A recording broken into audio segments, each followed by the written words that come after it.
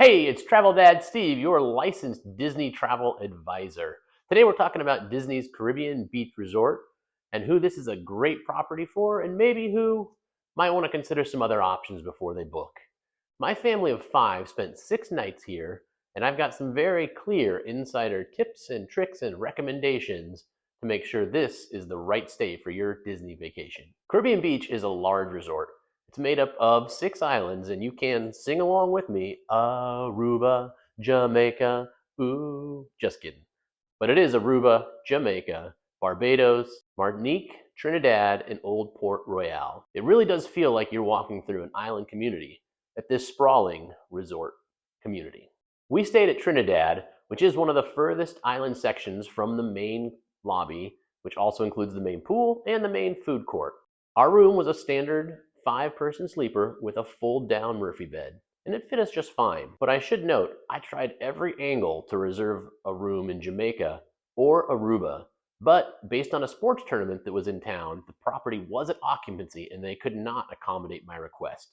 So we decided to move forward with the Trinidad room as our home base, although it was not my first or second or third or fourth or fifth option. Trinidad does get a reputation for being the least desirable area because of its location. To the Skyliner, to the main pool, and to the main lobby or food court, it is the furthest away. But it does have some perks. It's quiet, it does have its own cafe and its own pool, and the walk to the Skyliner is manageable. Anytime we did need to get to the main lobby, the main pool, we were able to call down to the lobby, request a shuttle or a golf cart, and get taken up there. During our stay, I walked the entire property, and here's my biggest takeaway. If you're a type A Disney family, rope dropping, time sensitive, really trying to maximize every moment, you should absolutely prioritize Jamaica or Aruba. They have the fastest and most direct access to the Skyliner, the main pool, the lobby, and the food court. If you don't get Aruba or Jamaica as home base, and you're that go, go, go style family, I would seriously consider staying at another resort, because transportation timing at the Caribbean Beach Resort is absolutely critical. But if you're more laid back, staying a full week, enjoying slower mornings, not trying to hit every ride, Caribbean Beach is fantastic. The grounds are beautiful, the hammocks, the palm trees, they give it a true island vibe, and the size actually helps it feel peaceful and open. Most of the dining is centered around Centertown Market, which is in the main lobby.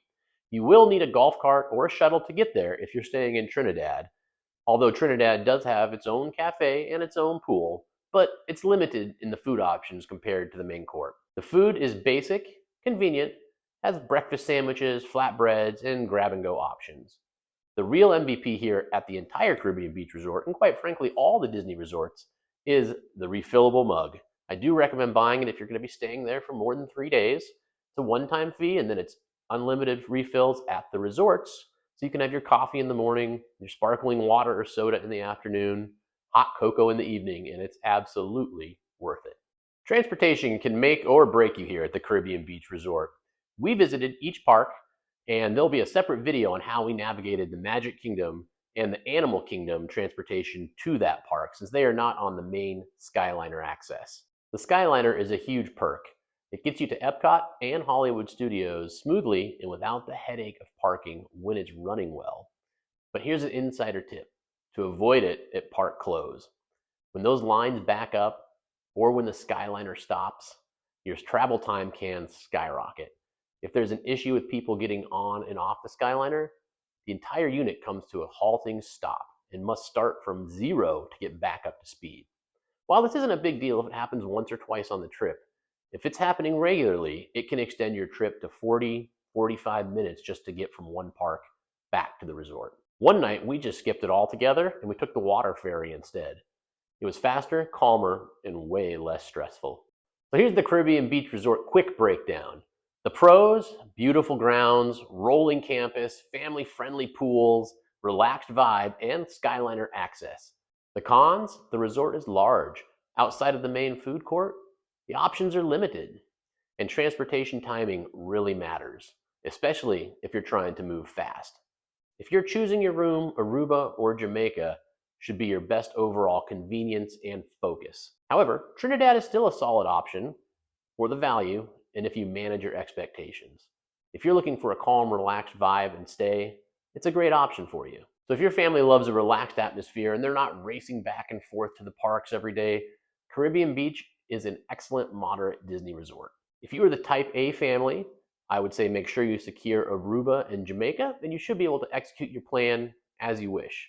If those aren't available and you're a type A family, I would probably pivot to a different resort. I'll go further into detail on this massive property, looking at the 5-person room, the awesome main pool, and the reality of getting to the parks that are not on the Skyliner in upcoming videos. Thank you so much for tuning in to Travel Dad's Playbook with insider tips and tricks, and coming here as your first stop before planning your next Disney vacation. Next time, I'll see you at the parks.